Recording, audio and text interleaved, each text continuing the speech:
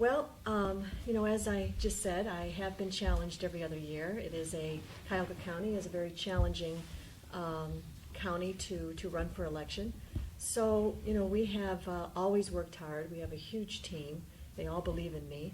And when I first started in 2008 and elected to 2009 and 10, it was very challenging. I was here with Jennifer Brady, who held the seat. Shows you that this seat can turn.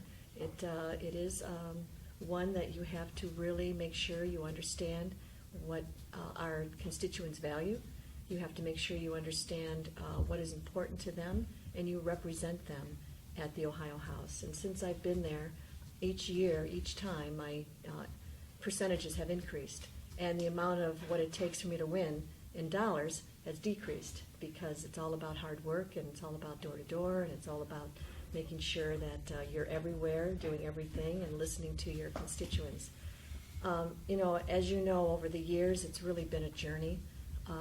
It's hard to believe it's been 8 years. It's a blink, unbelievable blink. And every other year, when you're challenged, it just seems to go even faster, because in 1 year you're serving and doing all that you can within that year, and the next year you're in campaign mode. So those 2-year terms are tough. But during that time, we've done some historic things, really. The Rape Crisis Center, very proud to be a sponsor of that bill. It was the first time in history that we have given the Rape Crisis Centers funding. And it took time. It took actually 2 General Assemblies to get that done, to make sure that our colleagues understood why we needed to fund the Rape Crisis Centers, and not so much for here in Cleveland, but in more of our rural and Appalachian areas. We're highly in need of services. So Representative Schuring and I together teamed up, and we were able to get it done. And now, which is nice, there is a line item on the budget that they can come back to and show what they have done with that funding, and ask for it to be replenished, which they are right now asking for. Also, I chair it was the Regulatory Committee, but now it's the Economic and Workforce Training Committee. But one of the most exciting bills that we had in that committee was the CSI bill, and that was by Mary Taylor, who gave it to 2 legislators that went through our committee. CSI stands for Common Sense Initiative, which you wouldn't think government and common sense always go together, but in this case it did, and it allows for small businesses to be able to challenge whatever they think a mandate or a law may hurt their business. And if they can make their case, we will consider it, and if we have to change the law, we will. And we have done a lot in that office. So that has been really an exciting bill to participate out of my committee. The Vacant Property Job Creation Bill was my first bill when we were back in 2009 and 10. We had lots of empty storefronts, and it was really a small business, those that are under the radar, that don't always get the grants and tax credits. And so that was a good bill. We don't need it right now any longer, so that came and that went, but it served its purpose at the time. What we do need now are internship programs for our students, and so I sponsored House Bill 107, the Career Exploration Internship Bill, which puts our businesses and our schools together while kids are still in high school. It will pay the employer up to $5,000 to teach that student what it is that he wants to learn, and the money is coming out of the casino revenue dollars, which was set aside for workforce training, and I pushed $1 million of it into the schools. We are asking our kids, what do you want to do when you leave high school? Think about it now. You're in a bubble, but that reality is going to come, and instead of figuring it out while you're in college, let's try to get you into some businesses. So if they want to be an architect or an engineer or maybe work in the trades, it doesn't really matter. What matters is that they start thinking higher level, and if we can put them together with that business and get them to think, gee, I didn't know it was an architect, had to sit in front of a computer screen and maybe talk with a lot of clients. I thought it was more grandiose where you're building skyscrapers. If that's not for them, this bill, even in a failure, is a good bill because it shows them what the reality is. It also gets them into the work environment, gives them the soft skills, gives them an opportunity, especially in places that don't have a lot of opportunities. It gets them into working people that do every day what perhaps they would like to do. So it's a great bill. It's signed by the governor. It was unanimously supported by the House and the Senate, and it's there now. So I have some information there if you want to tell anyone else about it. The money is there and available, and it will be until the next budget cycle in 17. Also along those same lines, House Bill 343, posting Ohio Means Jobs in every school newsletter across the state of Ohio, raising the awareness of our kids, again in high school, to make sure that they know in this huge multi-million-dollar website that the state and federal government put together, let them know what's in it, from workforce training to job opportunities to in-demand jobs, everything you could possibly want, resume building, it's all in there. And it also, because it's stamped on the newsletter, hopefully parents who may be looking for information, it may be good for them too. As you know, over the years, I've been very involved in the prescription drug, wrap it up. House Bill 314 is the parent consent form. That was a big bill. I traveled the state of Ohio on a task force to find out what's going on out there with our workforce and with our drug addiction. It's pretty bad out there. In fact, I think I was here at another location with Representative Sprague and Representative Smith talking just about how bad it is. And one of the bills, which there were several bills, but one of them was House Bill 314, and that was my consent form that says if you're going to take your child to a doctor and the doctor says, I'm going to fix your broken arm, but I'm also going to put you on a controlled substance. As soon as he says that, a separate consent form has to come out. A Start Talking initiative has to take place where everybody understands what a controlled substance is, and they sign off and it's filed. And that has been, again, unanimously passed across both House and Senate, signed by the governor, and if you have anyone you know that has a child that is underage, that's what should happen when they go to the doctor's office. No. I'll stop. Yes. Are you term limited in your current? Yes, I'll be seat? term limited at the end of this year. And who is holding the 24th state Senate? Senator Tom Patton is also term limited. Okay, right. I'll stop there. Okay, thanks. Well, thank you. I want to thank the editorial board, first of all, for taking some time with us today. The 24th Senate District is a leadership post, not just for the 28 communities that comprise the district or on the outside of Cuyahoga County, but truly for the whole region. And if you look at the incumbent, Tom Patton, and his immediate predecessor, Bob Spada, these are both gentlemen who, as senators, have held leadership posts in the Senate leadership. It's a position that I think Greater Cleveland and Northeast Ohio looks to as the only majority seat in the most populous county in the state as a leadership post. And so it's really critically important, I think, both from the standpoint of majority politics, and the Senate, of course, is controlled 23-10 by Republicans, as well as bipartisan politics for the entire region, to be sure that we have somebody who is a policy wonk, has a good understanding of how to represent the district effectively, to work closely with constituents, and frankly, to work very closely with a wide variety of opinions across the district. Cleveland, of course, has the east side, west side divide, which none of us can really quite explain. I'm a Berea boy myself, so I'm a west side guy. But this is a district that's both east side and west side. It's blue collar and white collar. It's Republican and Democratic. And so it's really everything to us around this region, every flavor that you can think of. And it takes the right person who I think is pragmatic and has a common sense approach to legislating to represent it in a meaningful and an effective way. I've been talking to voters now for a few months about sort of the three big things that I think I bring to this campaign, to the endorsement process, and hopefully to the nomination in just 19 days. I've talked a lot first about my hard work. Now, I've knocked on almost 60,000 doors in these four races, about 55,000 the first time around, and we've hit a few thousand this time already in running for these seats. The seat that I represent, I'm in my third term in the House, is also a highly competitive seat.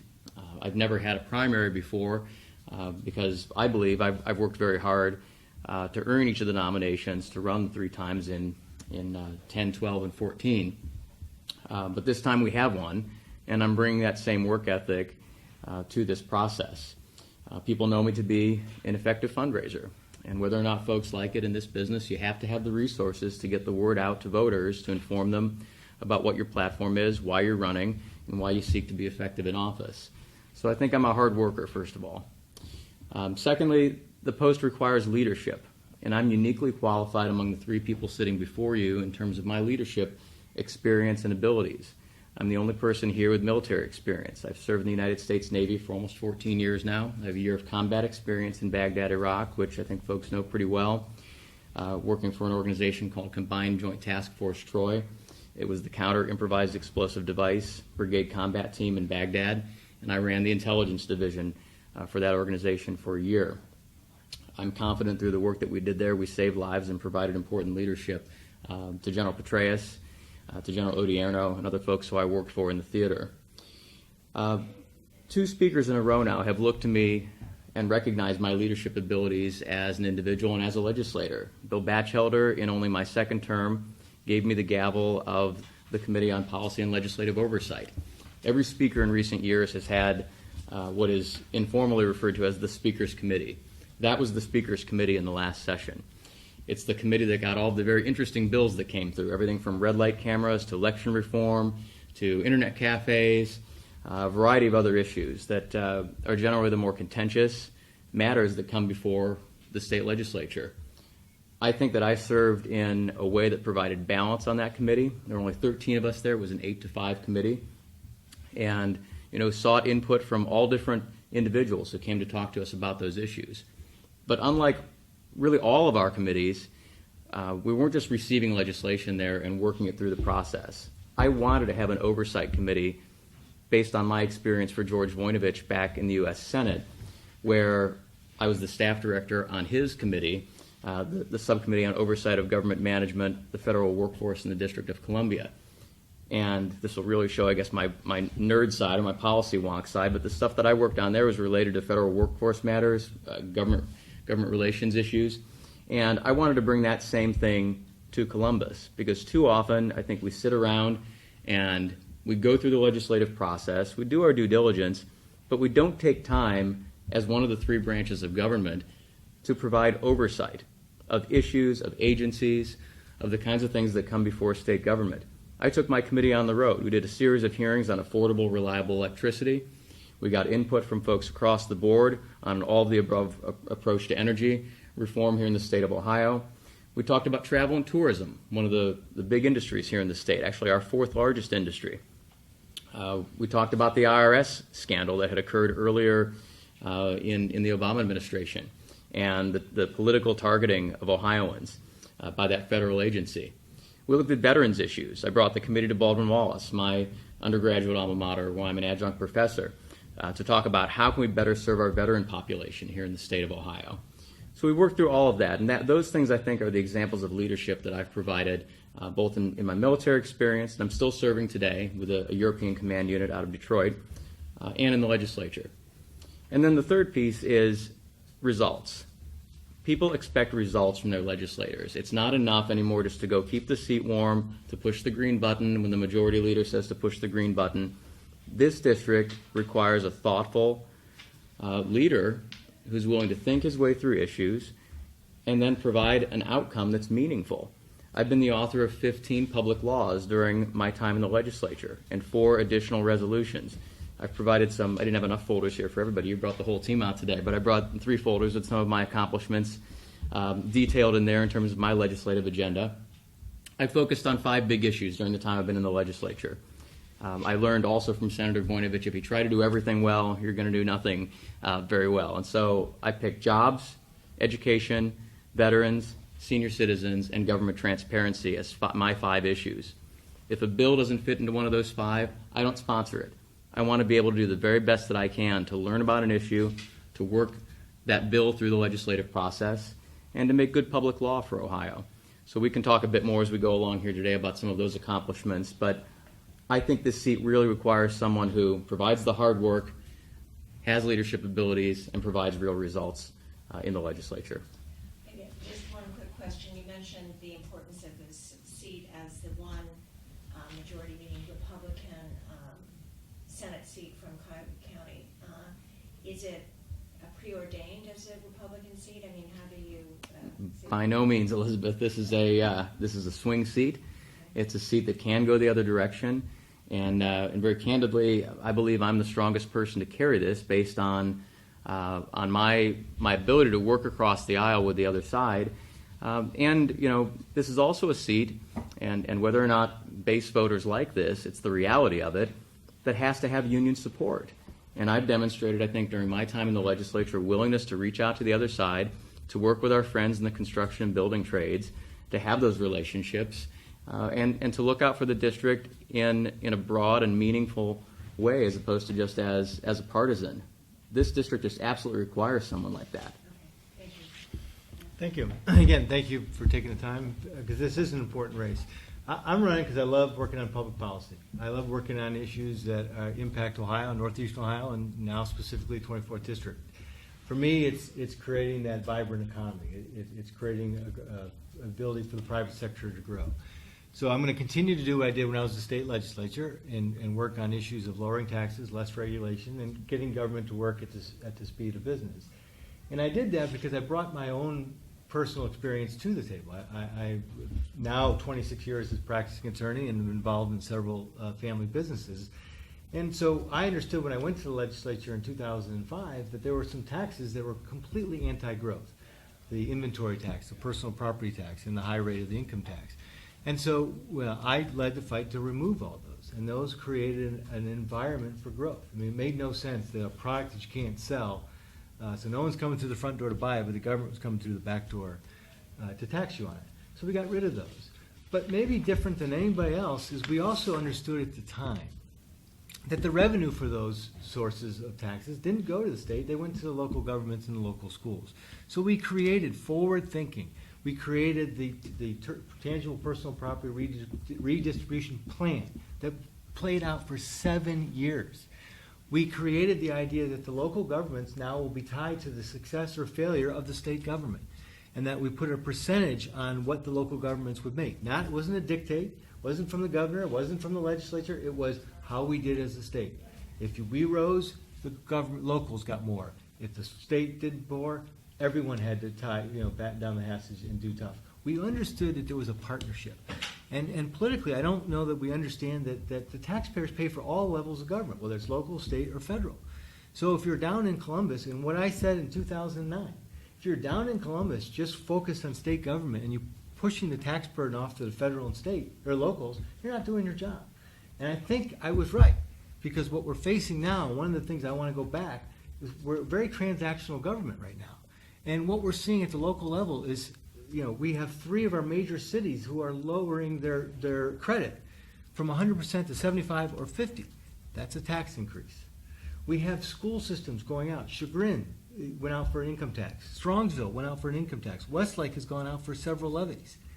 That is a direct result of the lack of partnership between the state and local governments, and also the federal government. One of the things I think the difference to your question is, my attitude towards the job is to go down and fight for my constituents and impact change. When I was in the legislature, I did some impact legislation. Not only was I the finance chair that passed the lowest growth budget since 1940, only 3% growth, I passed the land bank. I passed the Great Lakes Compact. I passed the motion picture tax credit. I asked you, go to Gus Frangos, go to Ivan Schwartz, talk to the people of Lake Erie, and find out what headwinds I faced from my own party on all 3 of those pieces of legislation. But I knew that we had to have the land bank if we're ever going to return Northeastern Ohio. I knew that the motion picture tax credit was not, as Speaker Batchelder said, just so we're going to have Hollywood liberals. We were creating a business. We were creating an industry. And now I'm very proud that my opponents are tripping over themselves to say they took credit for expanding the credit. But when it was initial, you needed real leadership to see beyond where we are. I'm running because we need innovators, investors, and entrepreneurs here in Northeastern Ohio. We need to maximize the success of the clusters of success we have here. Biomedicine, which again is a direct result of the state saying let's put the new frontier. And while I wasn't the lead on that, John Husted, the speaker, sent me to Northeastern Ohio and said, you need to sell that to Northeastern Ohio, because it didn't pass the first time. It passed now. We're a leader in biomed. We have healthcare and we have skilled manufacturing. We need to build upon those. Every time we create an environment for growth, that's where we're going to grow. We need an education revolution. We cannot have the one-size-fits-all anymore. It's not working. If everyone wants to say how hard they work. If you've gone door to door in this community, you know that they are against Common Core. And for my opponents not even to mention that, we have got to recognize that the unique challenges and the unique opportunities that Cleveland has is not the same as the unique challenge and opportunities that the schools in the 24th District have. Yet we have a system now that wants to treat it from the top down, everyone the same. That has to change. And I'm the only one talking about Lake Erie. I did the Lake Erie Compact, which of course said, hey, if you need our water, it's staying right here. But it's also tremendous hope for economic development. The use of that water, not just for tourism and fishing, which 50% of the Great Lakes fishing takes place right here in Lake Erie, but for business siting. The next natural resource crisis in this country is, in fact, going to be water. We have an abundance of it. We need to maximize that. So it's not just, I have private sector experience, I have community experience. In your pamphlet, you saw all the boards I'm on. So I have been in 3 primaries. This is my 3rd primary. I've won 2 Republican primaries. I'm the only one that's run district-wide. When I ran for county executive in a 3-way Republican primary, I won the 24th district with 69% of the vote. In the general election against 5 other people, I won the 24th district with just under 50% of the vote against 5 other people. My message resonates. I want to bring the passion that I have for public service and return to Columbus and fight for the people in the 24th district. Just to quickly follow up, Yeah. what was the last year that you served in the legislature? I served, I removed myself from the legislature in January of 2010 because I didn't think it was right to run for another office getting paid for a different one. Okay. Are you at all concerned that that those intervening 6 years has diminished the influence that you might have on the direction of policy? No, if I had disappeared, I would. I didn't disappear. I was very involved. Locally, I was on the policy committee for the Republican Party, but so I stayed involved there. I've been delegate in the convention. Like I said, I've been on Cleveland State's Foundation Board. I'm on the board of trustees of the University of Rio Grande, which is down southeast Ohio. Oh, Tom, you may be familiar with it. And I got on that board because I was fascinated with their process. I don't want to dwell on it, but they, under one roof, one president, one faculty, 2 different boards by law. They have a community college and a 4-year university. And they work with the businesses around them to make sure that the curriculum is matching. If we have time, I'd like to tell you why that inspires me to get back in and do things for higher ed. Maybe when we follow up Yeah. and with other people. I did want to throw on the table 2 issues that Matt raised in that. One is Common Core. I gather you're opposed to it. Correct. And the other is whether the state has let down cities, including the city of Cleveland, and some of its policies and reductions to the government fund and reductions in reimbursements for the lost tangible personal property tax. So if you could each talk about that, and I guess I'll start with you. I'm happy to. I also have concerns with Common Core. I think the answer to the first question was to talk a little bit about why we're running, what our qualifications are. So without diving too far into each specific policy issue, but as I indicated, education is one of the 5 areas that I'm working on. I did serve on the Education Committee for a time, including as vice chairman. I was actually put there by Speaker Batchelder to help move through the process of getting the Cleveland plan enacted as a freshman legislator. And so I think that was very important for our schools here in the city of Cleveland, as well as the charter community at that time. I was also a leader this time around in developing the 2020 plan, which is our kind of broad, across-the-board reaching public policy plan as a House of Representatives, which includes education as one of the 4 pillars. Within that, I introduced House Bill 2, the Charter Reform Bill, which took a while to get passed during the first term, but I think is a good example as well of bipartisan work that we got done. So, yes, I do have concerns with Common Core and the concept of a top-down, nationalized process for education. We're a state with local control. I teach Ohio history at Baldwin-Wallace, so I know a little something about the history of the state and the unique elements that we have here in Ohio. We were really the first state in the union at that time to have a process with universal public education, something that was provided for by the taxpayers. And so our tradition, our history of local control in Ohio goes back to 1803 to some extent. And that's something I think we need to continue to honor. looking to our local school boards, looking to our local administrators, our teachers, our parents, and our students in the districts to make sure that we get education put together the right way, in an individual way for our 600-plus school districts around Ohio. Part of the reason we've had such a challenge with the school funding formula over many years now, and the reason it hasn't been solved, and if it were easy it would have been solved by somebody else, is that we have so many districts and that they are so different. Urban districts like we have in this place where we're sitting today, rural Appalachian districts downstate, which, to try to get dollars raised out of a mill of tax levy there, you might get $30,000 countywide. Here you're going to get $1 million or $2 million in some of our more affluent communities out of that kind of millage. And then, of course, the suburban school districts like I represent in my district, and as I'm seeking to represent more broadly in this Senate district, we can't have a one-size-fits-all approach to public education in Ohio. I'm for school choice, but I'm also for reforming the process and all the various options, educational options that we have, so that it works best for our kids. Does that mean you're against Common Core when you say you have concerns about it, or? I'm opposed to it as it's currently crafted, yes. But that's not to say that we should not have a set of educational standards in Ohio. And I've often gone back to constituents who have raised this issue with me, and they're vocal and their concerns are valid, and I share many of them. But I've gone back to them and said, what would you like to have in place of it? Because we are not going to have a system in Ohio where we're not evaluating how our teachers are performing and how our kids are learning. We've got to have that process in place. And if it gets back to a more simplistic or streamlined process, as we had when I was a kid growing up in the Berea City School District, I remember taking the Iowa Test of Basic Skills as a 5th grader. I remember I was in class that morning. The Challenger blew up, actually, taking that test. An 8th grade test that I can recall, and I was one of the early classes in 1989, 1990 to take the Ohio graduation test. Those are the only 3 I can remember. Maybe my memory's foggy from age 5 to age 18, but we're significantly and severely over-testing our children today in an attempt to continue changing standards, increasing outcomes, and unfortunately, the results that we have are poorer each time that we do it.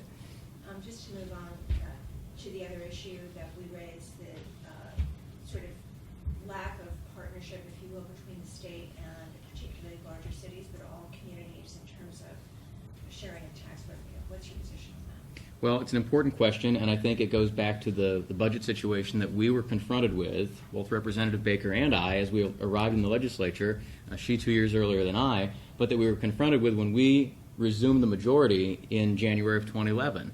And much of the problem that was left for us at that point, the $8 billion structural imbalance in our budget, was the result of budget trickery and one-time stimulus money and pushing back on the 5-year tax increase. And one of my opponents here was one of the folks who allowed that delay to take place, one of only 2 people in the majority who did it at that time. We were left with a real mess financially for this state. And so in a state where 80% of our tax dollars that flow through Columbus come back to fund local government in some form or another, social services, public education, other elements of local government, where 80% of those dollars come back to us, and you're missing 15% of your 2-year budget, where do you think the cuts are going to come from? We had to make very difficult decisions in partnership with our local leaders. And I have 53 local elected officials who I work with in House District 7. And 3 are Democratic mayors today out of my 4. And so it's a bipartisan effort that we have. But I think everybody understood, who's looking at it rationally and in a reasonable and common sense way, that cuts simply had to take place. And we've restored some of those dollars. I've been on the front lines of restoring dollars for TPP. Line item veto number 18 this last time around by my governor, not something I supported.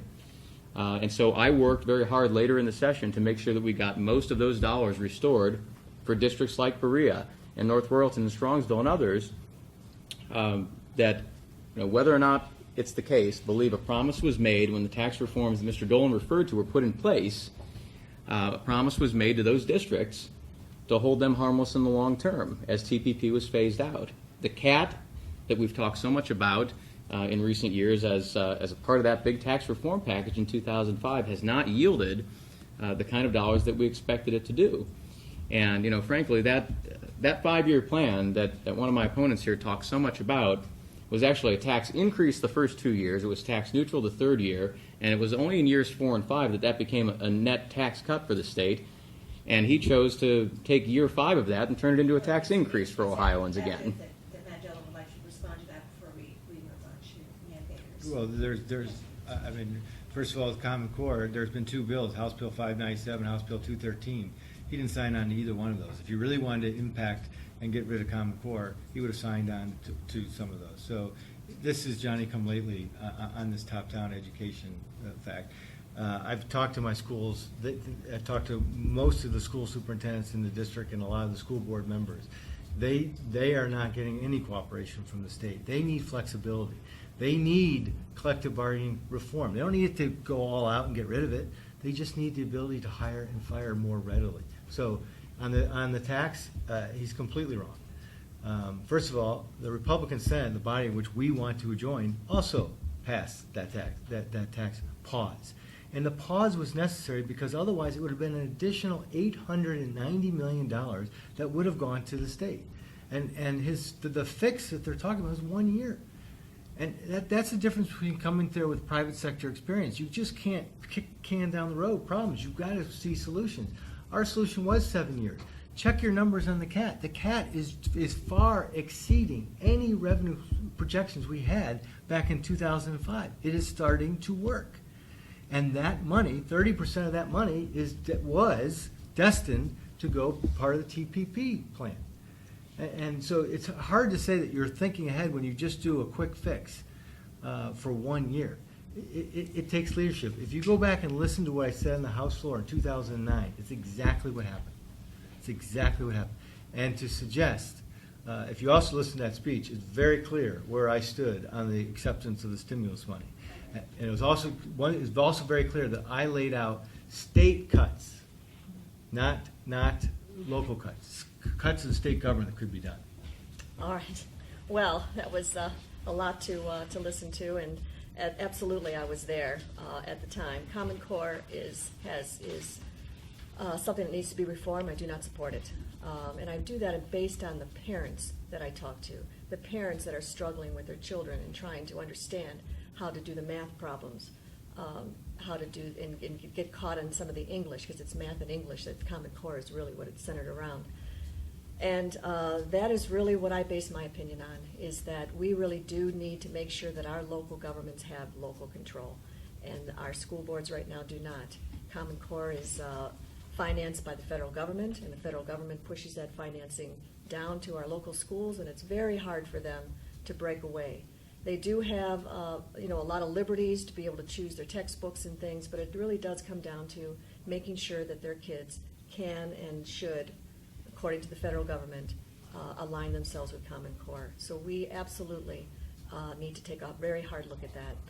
I will say, though, that according to the Board of Regents, in their recent support of maybe a year or so ago, 33% of our kids that are in schools like mine that are deemed academic excellence with distinction have 33 of those kids that can't pass the entrance exams for math and English. Across the state of Ohio is 44%. So we definitely have issues with our schools to make sure that our kids are prepared. But even on top of that, we need to make sure our kids are prepared if they don't want to go to college, because there's a lot of jobs out there that they could get the technical skills to fill those kind of jobs that are going unwanted. Most of the jobs that we have now that have come back are skilled jobs. Our kids need to be skilled. They need to have the workforce training. That's why my committee has changed and evolved to economic development and workforce training. That's why my internship is so important. We have another bill in my committee right now for incumbent training. We just passed it out. It is for making automotive a skilled and in-demand job, because it's not at the automotive technician or mechanic that it used to be. It takes skills to be an automotive technician. You have to go to school, you have to take classes, you have to update. And that now is going to be, if it stays on track and passed out of our committee unanimously, going to be an in-demand job. So there's a lot to education than, always focusing perhaps on what the hot button topics are. There's a lot to education that we need to be working with our community colleges, our career techs, making sure that the access is good for our kids. If they don't know what they want to do, let's start in community college. The transfers from community college to universities is outstanding. Didn't used to be that way. So, as far as education goes, there's a lot of work that needs to be done. I served on the education committee for my first 2 terms. I've graduated for the most part over in the business end of things. But education and business, you can connect those dots. As far as the local government funding, I think we all have to understand that things aren't what they used to be, and that our cities need to cooperate and collaborate. They need to be able to use resources together. They need to be able to borrow equipment and share services. That some of our cities and towns are very small, especially on the east side. We have Bentleyville with 863 people. We have Hunting Valley with 713 people. Those are very, very small. And they have to learn, along with some of our other communities that may have 1,000, 2,000, 10,000. I know my communities that are larger cities, our mayors are trailblazers. They have really understood the innovation fund that we put in place, the sharing and the ability to be able to share when they weren't able to before. We've legislated that ability for them to share. Our dispatch centers under one roof, we have in Westlake 4, 5, 6 different cities under one roof taking 911 calls. And who's ever closest, that's who goes. Because it's about taking care of the people that are in need, not about what city happens to be in that truck. So a lot of things like that, I think we need to understand that things are changing and that our cities need to be able to be flexible enough to work together. And if there's any cities that I can say that have understood that, it's my District 16. They have really done the job. They've all endorsed me. We went through some pretty difficult times, especially even with the city income tax reform.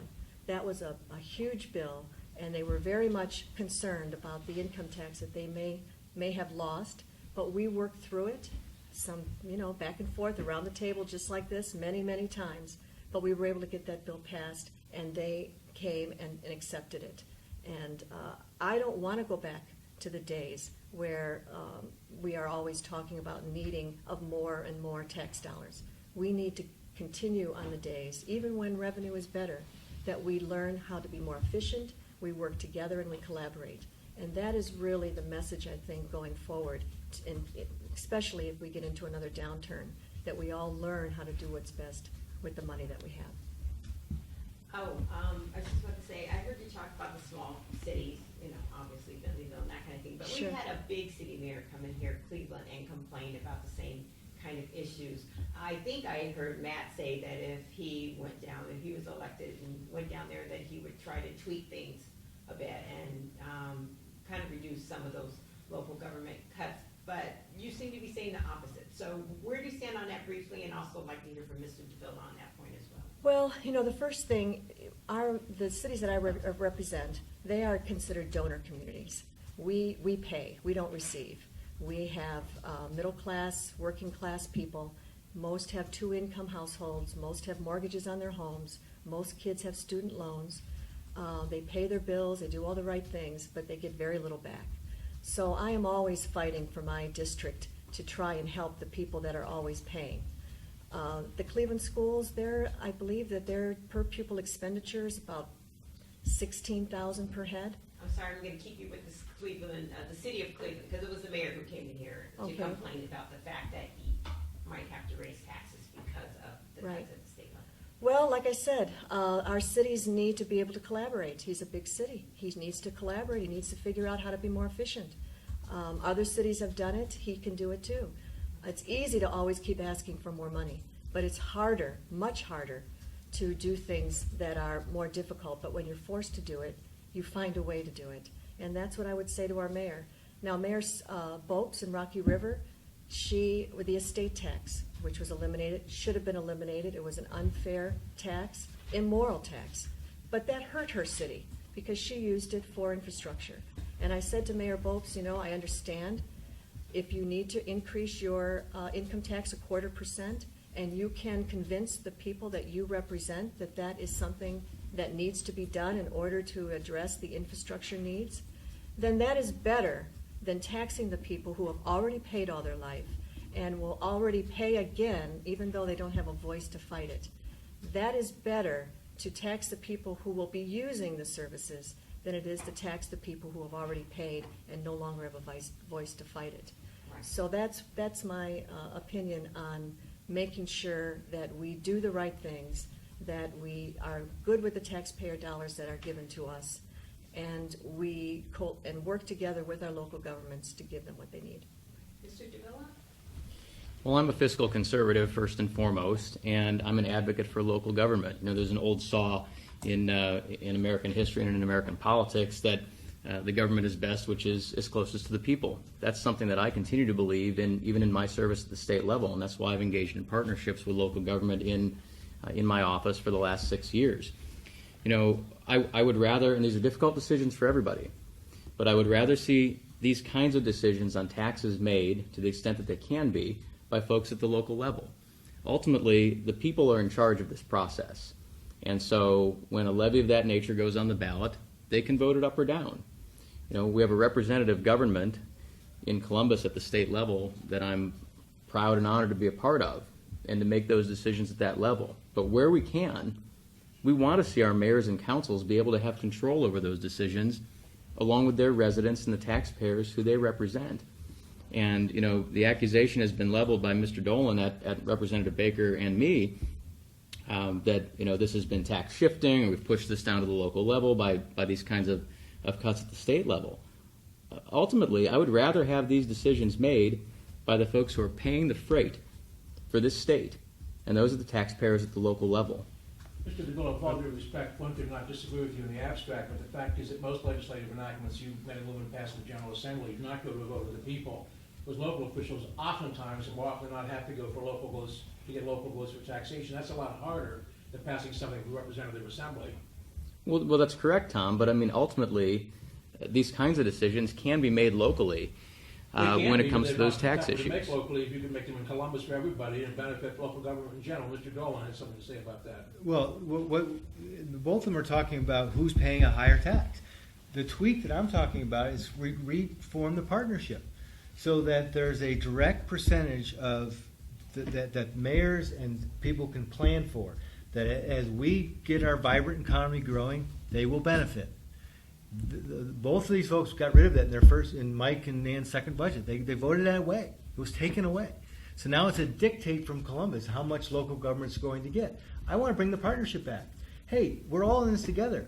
I can raise all boats, get the economy growing with low taxes and less regulations. Locals should benefit so they don't have to go and pay taxes. And quite frankly, Nan, they do have a voice. It's supposed to be us. It's supposed to be us down there fighting for them. That's right. Well, that's right, Matt. But ultimately, I learned something a long time ago as a freshman in economics. There's no free lunch. Although wasn't it the case that in this budget where you said there was an $8 billion structural deficiency, that in the end, the local government cuts were very large, whereas the all funds budget for the state increased? 38% over the time they've been here. Most of which was related to the Medicaid expansion, which we did not vote for. Nor would I have supported had it come before the legislature. In fact, I was a leader who helped strip that out of the budget in 2013. You didn't, Mike. In House Bill 64, you both voted for the continuation of Medicaid expansion. I'm not talking about House Bill 64, man. I'm talking about the previous budget where I was a leader in stripping that out of the budget. What did you think you voted for in House Bill 64? Billions of dollars came from the federal government to expand Medicaid. What do you think you voted for? A decision that had already been made at that point. We're on 2-year budgets. It was made in the previous biennial budget through an end run through the controlling board. And that ended when the new budget came in place. You have the ability to strip that out. You have the ability to stand up and vote no. You have the ability to ask for waivers from the federal government to get more efficiency. Which are being done. You didn't. Which are being done. Name one. Representative Sears Name has one been, that you two both fought and asked for a waiver. Representative Sears has been a leader on that for us on health care issues. what And did I'm you- happy what to did you follow got? that lead. You know, if I may interrupt here, I find it, unbelievable that Matt would criticize when he abruptly left in 2009. You abruptly left, and now you're kind of throwing stones at what we had to do at the Ohio House in order to fix the mess that was left. Those were difficult years. Your constituents needed you to stay. Those were very tough years, and we had to make tough decisions. It's easy to throw stones now. It's easy to criticize us. Anybody can do that. But you didn't stay. You didn't stay. You still had another term you could have run for, and instead you left. I am glad that I stayed. I could have left too. But I stayed, and I stayed to do the hard decisions. I stayed to do what we had to do to turn the state around, and we did. We had hundreds of thousands of jobs lost. We had multi-billion-dollar budget deficit. Our kids were leaving. This state was a mess. It was in crisis, and that's what we were delivered. And in 2011 and 2012, we had to do what we had to do. And that was best for everyone. That was best for our local governments. It was best for our kids. It was best for our schools, because we couldn't continue to go down that path.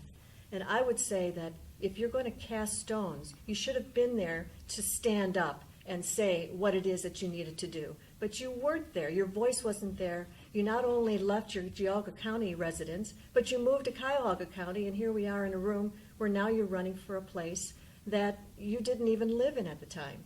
So, I don't like to be criticized by people who quit at a time when we were probably the most vulnerable here in Ohio. I remember driving home and wondering if we had the courage to make the tough decisions, if we had the courage to do what we had to do in order to turn the state around. Governor Kasich was laser focused, and we were laser focused too. And that was probably our most united time, was the first 4 years of his term here, because we all knew it was all about jobs, which I say now, I will continue to say, and I will say if I'm elected over in the Senate. When people are working, our families are stronger, they can contribute, they're no longer on the social services, and we give the resources to those who really need it. The Medicaid expansion, the truth is that it is the single adults with no children. That was the expansion. That's what was put into the budget. Those are the people that are probably the most that we could help get the kind of jobs and workforce training. That is why we ask for the exemptions, because those are the people, hopefully without children, that are at an age where they are working, can get the services they need, but also get back into the workplace. And that to me is what is most striking when I hear the criticisms of what we did back at a time when we have spent so much time. I mean, it's unbelievable the amount of time that we had to spend in trying to fix. And did we do everything right? Probably not, but we certainly did enough to turn things around. And yes, you can complain. All right, I want to hear your response. Yeah, well, here. a couple of things. One is, let's understand what I'm being critical of. You can defend any vote you take. I respect Nanny. She just defended the vote she took. She understands that the vote in House Bill 64 was a continuation of the expansion of Medicaid. She demonstrated why. That's fine. What I was criticizing Mike is you can't say one thing and do another. You have to own up to what you actually voted for. That is part of transparency of government. Mike wants to hit me on my pause of the tax credit. I'm not hiding from it. I can tell you exactly why I did it. Look, I left the legislature because there was a unique opportunity here in Cuyahoga County. You look at who led the fight down there to pass the Cuyahoga Reform legislation. Who led the fight as Republicans, because I enjoyed the endorsement of both of those at the time, both of my opponents at the time, to be involved. I left the legislature because I didn't think it was proper to take money while you're running for another office. So you can classify me anything you want, but I don't think anyone would classify me as a quitter. So didn't you have to move in order to run for? Yeah, but I represented Eastern part of Cuyahoga County. I could have moved in there. We brought up Medicaid expansion in this discussion. I wonder if you could each briefly state your current position on Medicaid expansion in Ohio, whether it should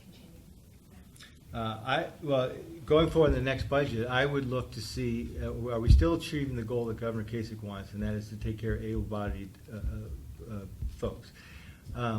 There are private sector responses to that. There's companies that are being formed that are trying to deal with lowering the cost of health care.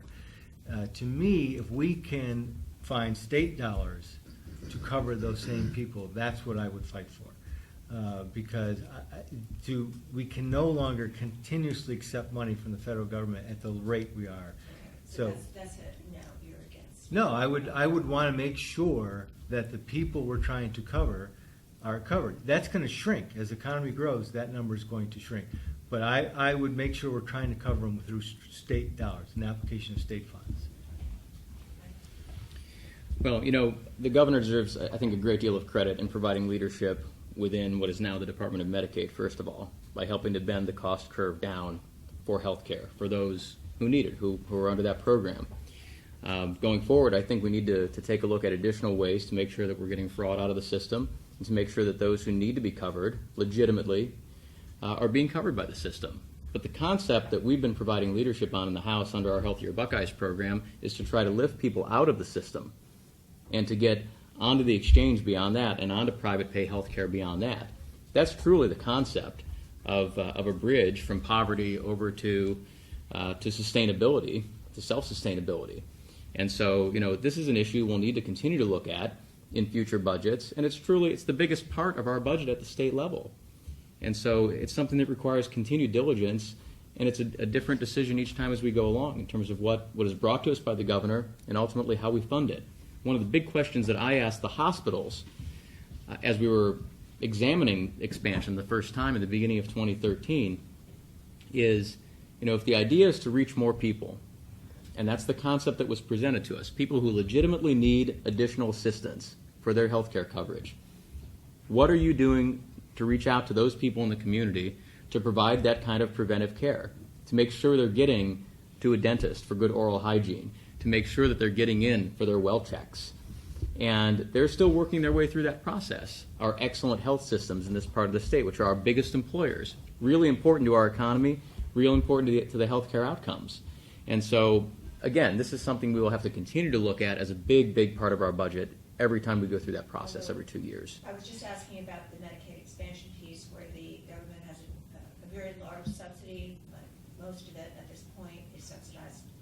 So it's not as much of a hit. In fact, it saved the state a lot of money, which is one reason why the governor supported it. Sure, So- which was also the case in the 1960s when Medicaid itself was first rolled out. And it's I've heard it described as a marriage that over the years some would like to have a divorce from. But at this point, we're 50 years into the process of providing this kind of health care in a federal-state partnership on a sliding scale depending on which state you're in, depending on income and other factors that go into that formula. And so here we are. But what is your position on Ohio Medicaid expansion on that small piece of it? That's what I'm asking. Again, it's in place now, and I think it's a decision going forward that we'll have to look at based on that budget that comes forward in 2017, the next one that comes to us. Well, as we all know sitting here, over 40% of our budget is Medicaid, over 40% and growing. So when we talk about local government funds and we talk about school funding and we talk about all the state agencies across the state of Ohio, that it's like a Pac-Man, keeps taking money away from those other services. So we definitely have to look at how it is that we can still fund the services that are needed and still fund the Medicaid that we get reimbursements from in part by the federal government. And that in part is going to end here in another year or so. It is the reason why when we expanded, or when Medicaid was expanded, that single adults with no children, those are the people that we need to really concentrate on to get them back to work. We need to get them the workforce skills in order for them to be able to rise above and be lifted above to the point of poverty. Nobody wants to stay in a Medicaid poverty level. That is not a good quality of life. I think it's cultural for some people. They don't know what it is to be independent and free and working and taking care of your family. We need to do all we can to make sure that those that want to be lifted above that poverty level have all the opportunities to do so, whether it's drug addiction, whether it's education, whether it's skills. And, I will say that what this House has done is try to look at the whole person. We can't have him go for drug addiction and he doesn't have the workforce skills. That drug addiction counselor should be talking to that person and saying, now what kind of skills do you need in order to lift yourself up to a better place? Now, Tom is the expert here, but it's my understanding that the profile of the additional people covered is that most of them are working. Your solution seems to be to get them jobs, but they have jobs, they just don't have health care. They need better paying jobs. They need the skills to lift them up to a better place. Many of them are working part-time. Many of them are working in jobs that they can't possibly support their family. And we need to get to a place, the best we can, there's always exceptions, to allow that person to do better. I have two short answer questions, first and then another one, a little longer one. So yes, no, each in a row, starting with Mr. Dolan. You support the prevailing wage, public construction, Yes. which is the law right now, Yeah. continuation of the law right now. Mr. Dovilla? Yes. I think that the private sector should have an opportunity to be able to dictate what it is that they can afford. In our public universities, our public construction, it's always more expensive for the taxpayer to be able to build these buildings because of prevailing wage.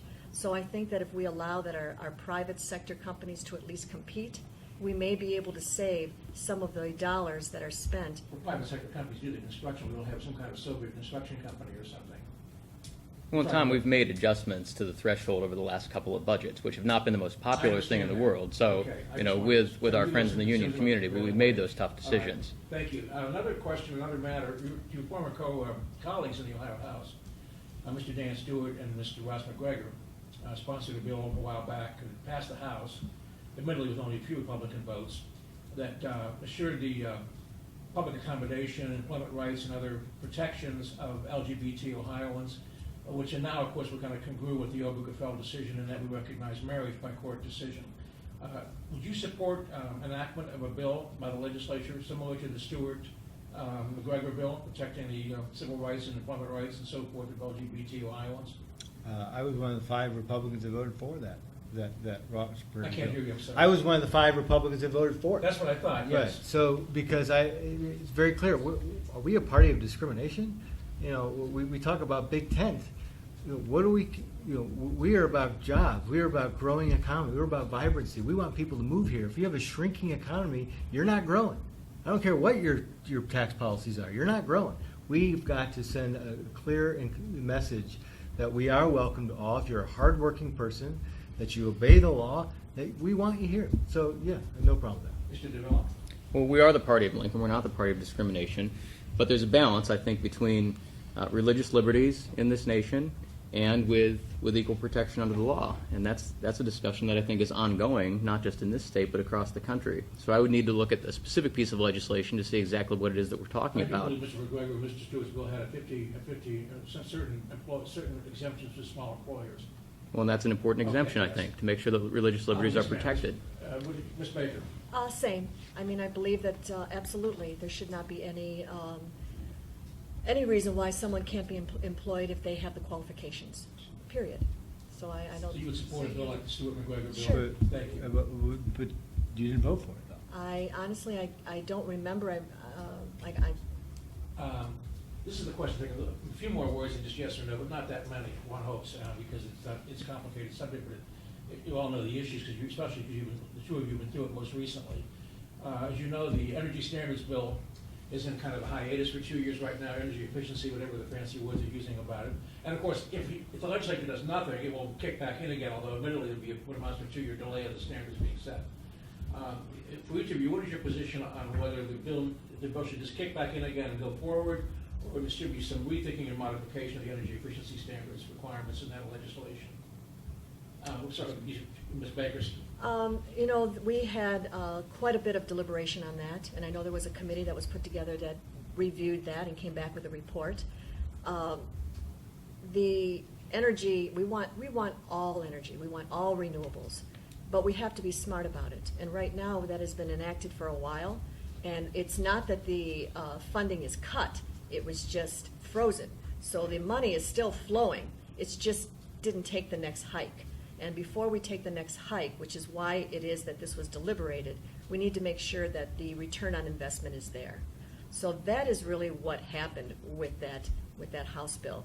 It was reviewed, and it should have been reviewed. It was deliberated. It was decided that right now we're going to just wait and see if the return on investment is what it was proposed to be back when it was first started. And if it is, then we will go ahead and give the additional funding that it should be. But it was a time to take a look back, and a time for us to make sure that the taxpayer dollars invested were good taxpayer dollars.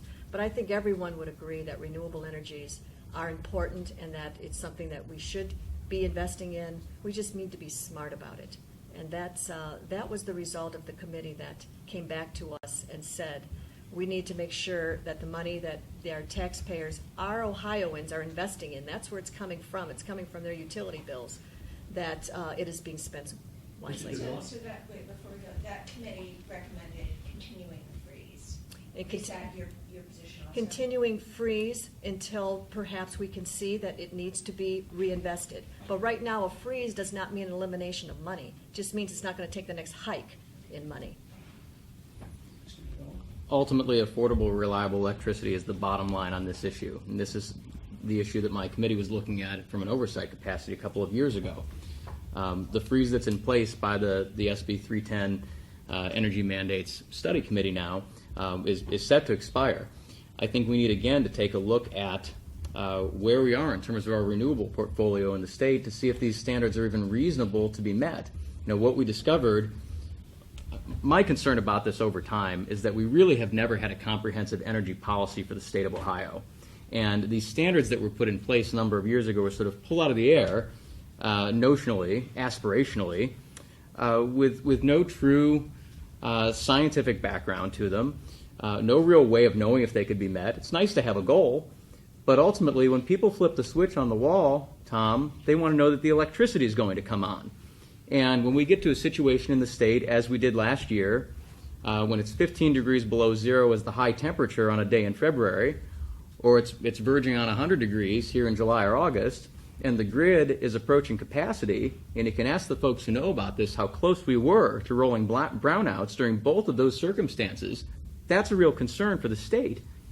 And so, you know, while I'm supportive of an all of the above approach to energy policy, if we can't fill those consumer needs for the Timkins of the world who are producing as big manufacturers in the state, or for the average resident who flips the switch on the wall or needs to heat his or her home in the middle of winter, you know, these are the concerns that I have about simply going ahead blindly with a standard that can't be met to generate the power that's needed for this state. So it's got to be carefully considered in a dispassionate, rational way, rather than just saying, well, we're going to do this because. We'd all love to get to that point of a cleaner environment, of a more diversified portfolio, but we aren't there yet. Although those reliability issues were caused not by the inclusion of renewable energy, but rather by the closure of coal plants and the fact that Which is the part of that same distribution question, though, grid Elizabeth, isn't it? hasn't been upgraded, and that is something that's actually under a federal purview, and they're working on that. You rolled right into what I would say. First of all, to directly answer your question, I would let the freeze lapse and bring the standards back. I would do it on a rolling basis, 15%, and build up to 25% where we were, because the real issue, why we had to go back, you know, I was there when we put them in place. Why they went back, they haven't mentioned, is because of the impact that the federal government now has had on the largest producer of energy in our state, and that's coal. And if we don't turn that around, you know, that's the problem. That's the problem. So for me, it's make sure we get a Republican president. If we don't get the Republican president, we've got to make sure that Ohio legislators are fighting the EPA and understand what you are doing to the Ohio's economy in the Midwest and you know, West Virginia and Kentucky. The other factor is that renewables are economic development. Look at, you know, the company I'm blanking on, Owens in Toledo, in Sylvania. What are they doing? They're making solar panels. Look, you mentioned Timken. What are they doing? They're making the hydraulics for fans. So we've got to make sure that we are, again, looking 5 to 10 years down the line, and can't be so transactional, because at the right in the moment, something bad has happened. I had a question about charter school reform. I know that just recently the House is kind of considering 2 bills that would delay evaluating the sponsors, and that was K-6 whole plan. You know, you evaluate the sponsors if they're doing poorly. You know, you kill some of their schools, or, you know, freeze them in place, or things like that to kind of punish them and to make them make those schools better. So I'm just kind of curious, starting with Matt, and very brief answers. Where would you stand on delaying those evaluations? Should they come to the floor? And what do you think about charter school reform in general? Okay, charter schools are absolutely essential to my revolution in terms of education. Bad charter schools, first of all, charter schools are a creation of Republicans. We created them. So we should be closing down bad ones. I mean, reform, that was tinkering, and it wasn't for you guys constantly hounding the legislature. They may not even done it. We have got to close down the bad charter schools, because there are some phenomenal charter schools out there, and that they have to be the guidepost. And how are we going to tell our public schools to get better if we're not leading by example, saying we created this because we could close you down, but we're not closing any down? So very clear, the charter schools and choice are an essential part of the revolution, but bad ones need to shut down. Would you delay those evaluations of sponsors? I would, you talk about reform, redo it all.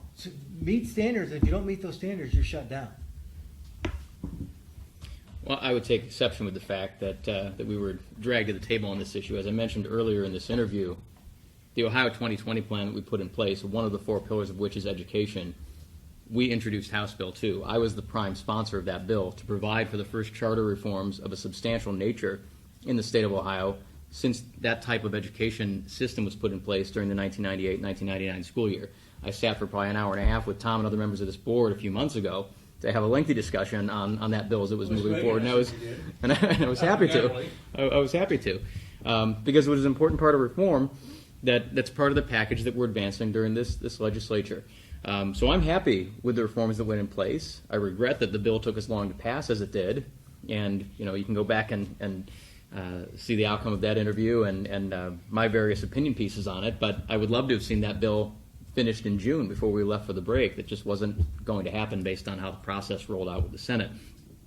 Ultimately, I think we have a good, strong reform package that's in place that allows for more transparency, more accountability, reduced conflicts of interest between sponsors and those who are being sponsored, prevents sponsor hopping.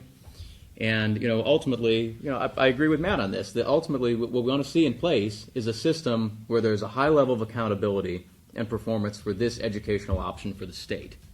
So, in terms of your specific question, no, I don't want to see additional reforms at this point in time. I think that bill just took effect earlier this month. Let's let it do its job. It's comprehensive and it's meaningful. All right, so no delays on the sponsorship. It was a hard-fought piece of legislation with a lot of good pieces to it. We need to see how it works, and then we'll take a look down the track at further reforms. Okay, Dan? Yeah, there's no question. I know in the last interview I had here a couple of years ago, we got on the topic of charter schools, and I took a much harder look at it since then. And, I too am in favor of school choice. Charter schools really began around more of our urban centers. Parents who wanted an option to be able to have their child go to a different school. If that school that they were in was absolutely failing, their kids were perhaps being bullied, maybe there was a reason for why it is the child didn't do well, that if there was a charter school down the road that could offer a better opportunity, then I would say I'm not going to say no to that parent. But in that evolution, if you want to call it that, there have been some bad charter schools, and we do need to shut them down. And this legislation does that. It's a great first step. Representative Amstutz really took a lead in this bill. He was the one who spent hours and hours going over and over what it is that we need to do in order to make this bill what it is.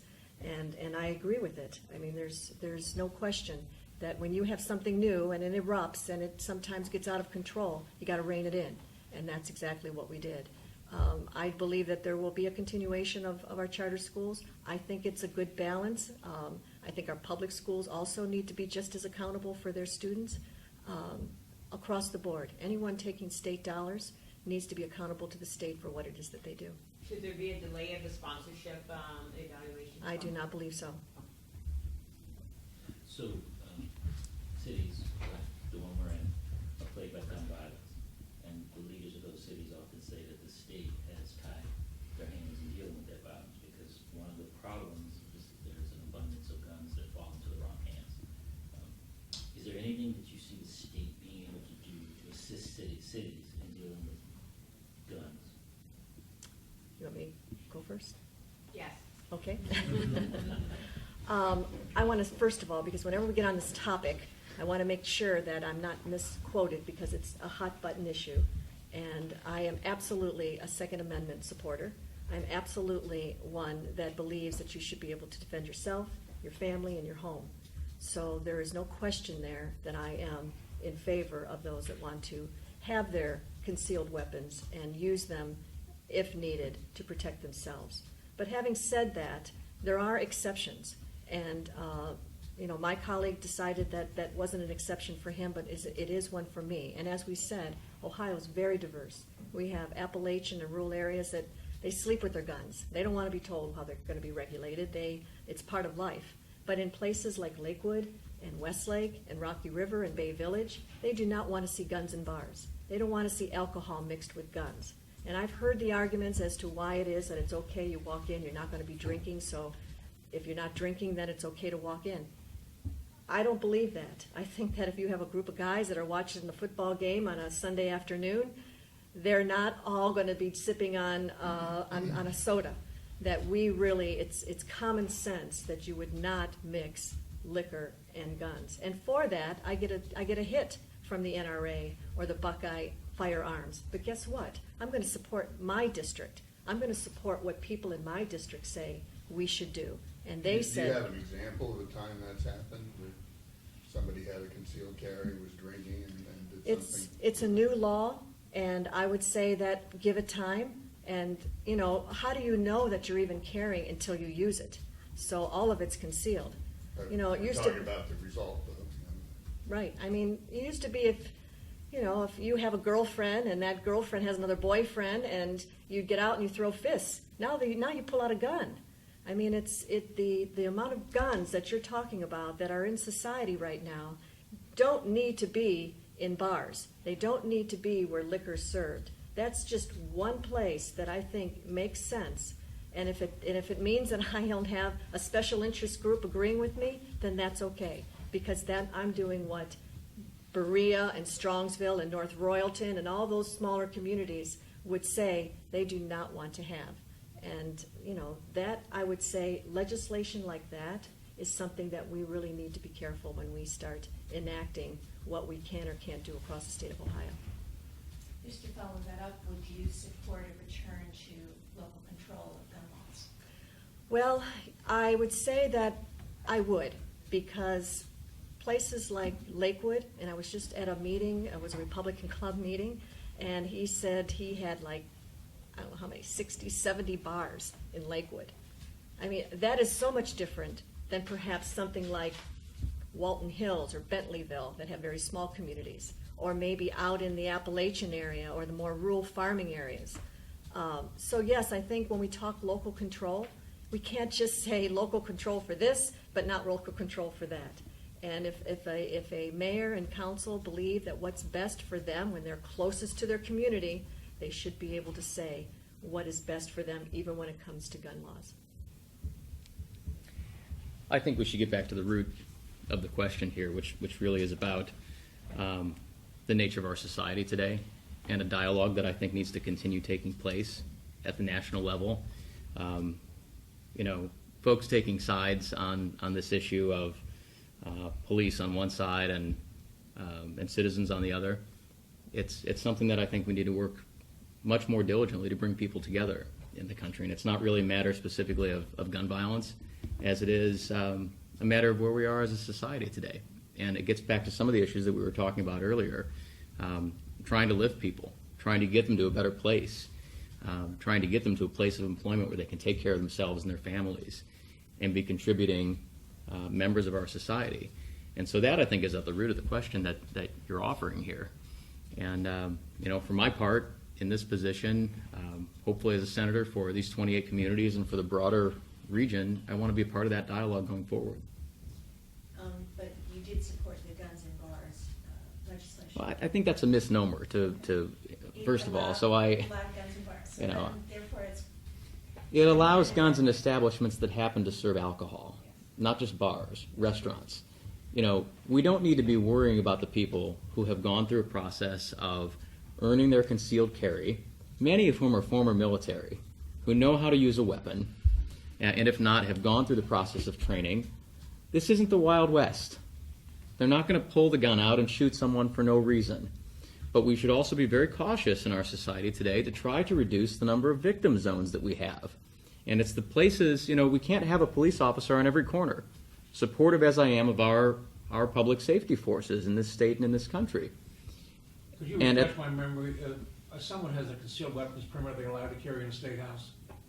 They are not Are there. they allowed to carry in the State House? They're not, Tom, but that, I'm not saying they shouldn't be, frankly. I just want to, my memory was hazy on that. I'm sure it wasn't, but I would be supportive of reducing the number of victim zones around the state, including very specifically university campuses, because these are the places where this type of gun violence is taking place. And at the end of the day, we know that the way that you stop one of these people, whether it's through a mental illness or terrorism or whatever the other proximate cause of it happens to be, is with another gun. What happens when the police officer shows up? They use a weapon.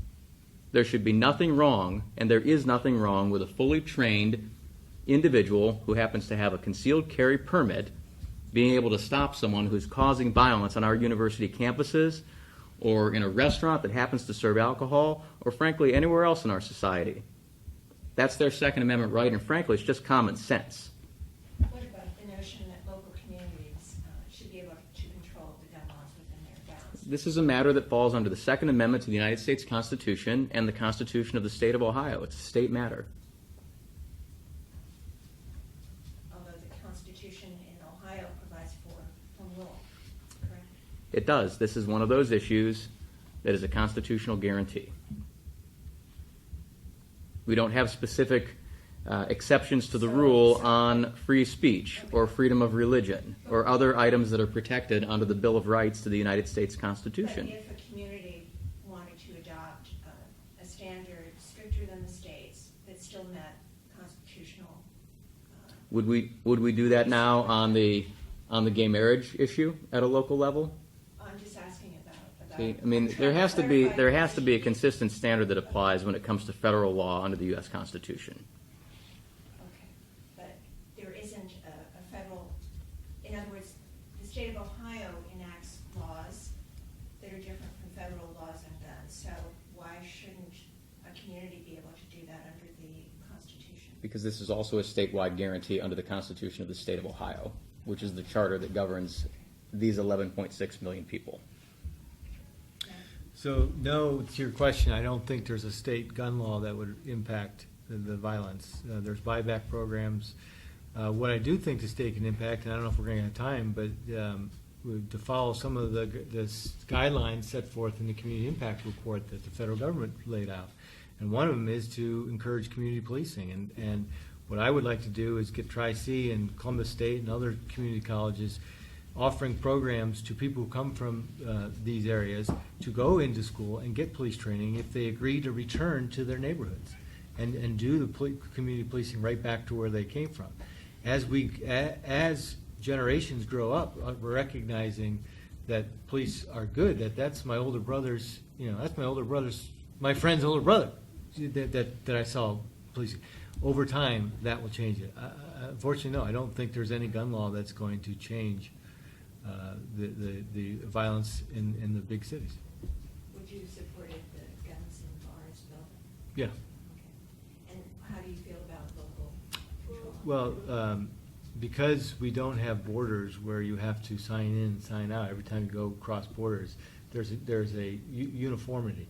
So because people have the right to carry arms, in order to enact uniformity, that's one instance where the state has to say we need to have uniform laws because you are free to pass from Strongsville to Berea and likewise.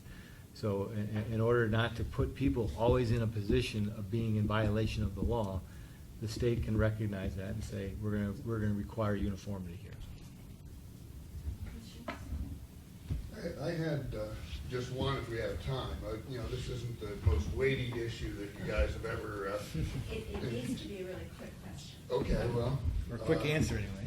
I haven't had a chance to say anything the whole time here, so I'm asking my question about one of your former colleagues, Judge Grandel, has aroused some controversy out here in Geauga County where I live about his management. He's now the probate and juvenile judge in Geauga County, and he's also in charge of naming the park district members. And we've written a couple of times about his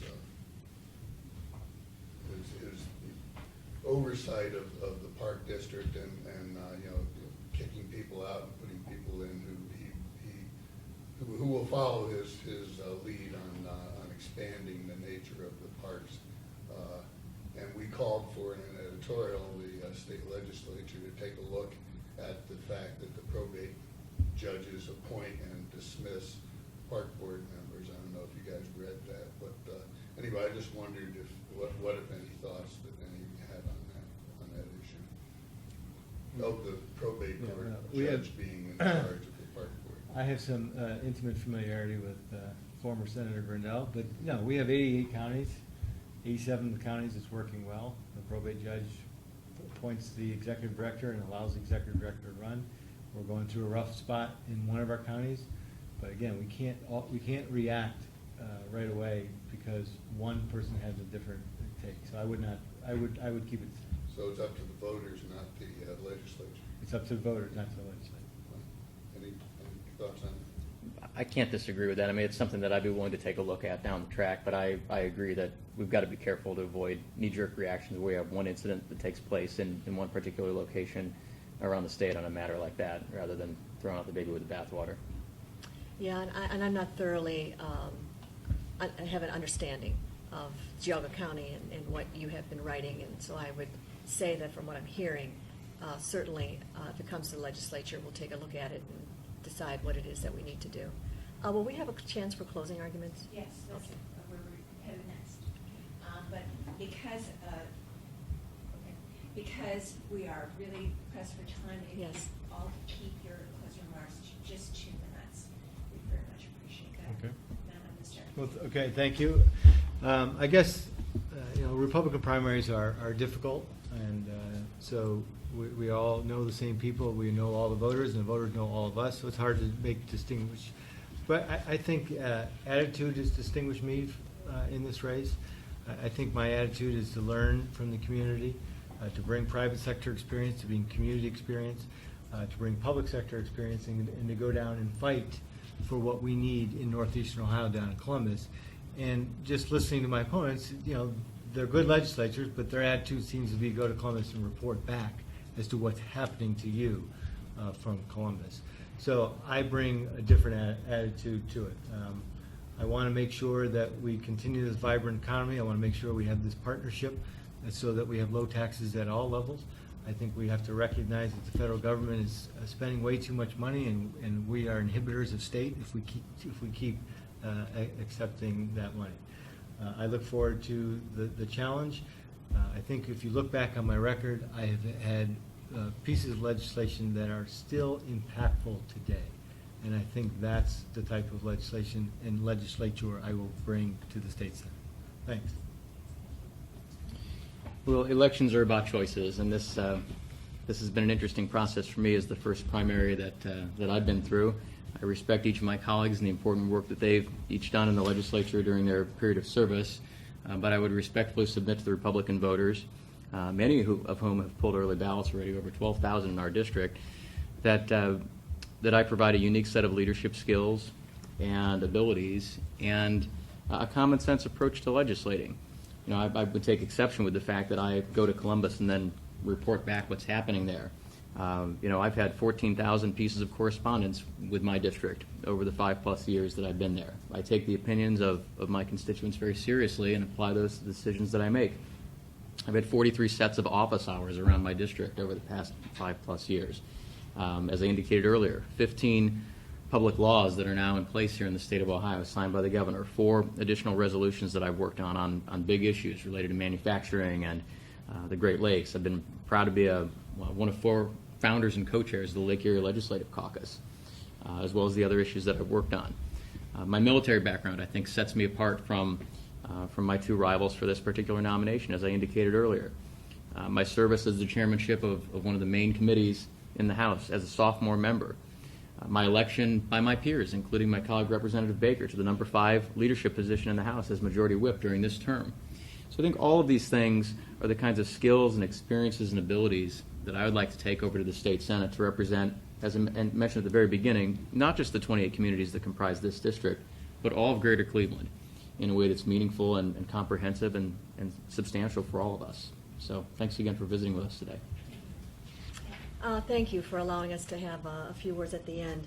You know, I've never been in a primary before. It is a very uncomfortable place to be.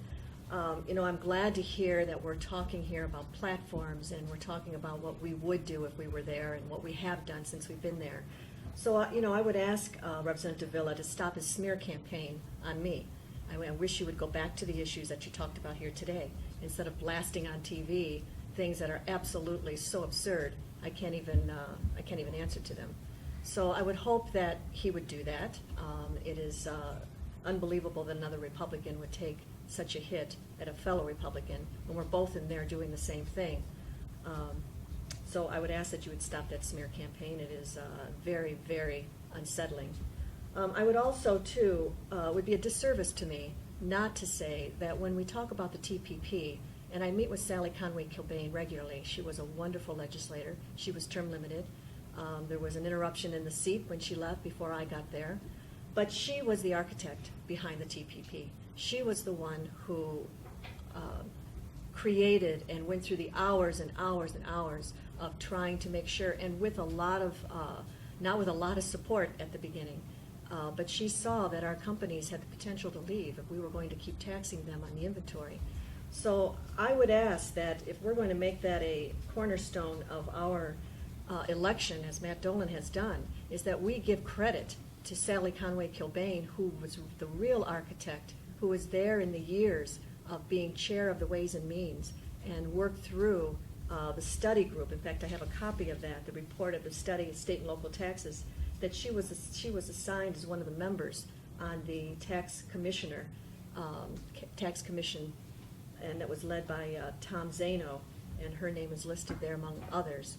That she's really appalled that she has not been given the credibility of that. That's her legacy. That's who we talk about when we talk about tax reform. I actually have her phone number if you want to check with her and call her. She's willing to take your call, and she will explain to you what she did during those years and how difficult it was and what a legacy she left. You know, I would like to fulfill that legacy also. I have been there for the good times. I've been there for the bad times. I've been for the times that we have actually turned this state around. I have focused only, unless I'm, you know, in 8 years, you're always taken to different places that you wouldn't think you would be, like the Rape Crisis Center money and different things that come up with constituent concerns. But really, the focus has to be on jobs. It has to be creating an environment for jobs. And I know that sounds like lip service, but I've lived it. I'm a small business owner for the last 37 years. I know what it is to keep the doors open. Matt has a commercial that you're walking through a hardware store. Well, guess what? That's what we do. Walk through our store. We live it. We know what it is to hire employees, what health care does, what workers' comp does. When all the issues that we talk about, I live it, I know it. That's why Leader Batchelder gave me the chair of the Economic Development Committee, and it's been an honor to serve at the Ohio House. Thank you.